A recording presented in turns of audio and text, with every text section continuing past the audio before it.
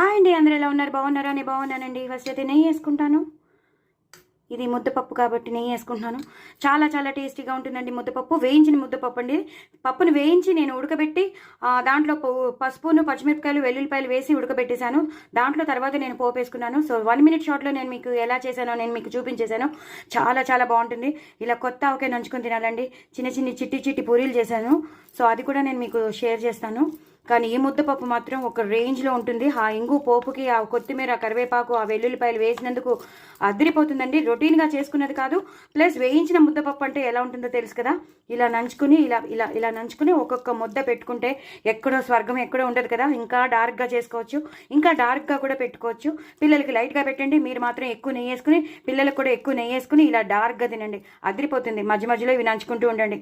ఆవకాయ, కొత్త ఆవకాయతో మాత్రం అదిరిపోతుంది ముద్దపప్పు. వేయించండి తప్పకుండా. పప్పును మాత్రం వేయించుకుని నేను చెప్పిన 1 minute షార్ట్లో నేను చెప్పినట్టు మీరు చేసేసుకోండి.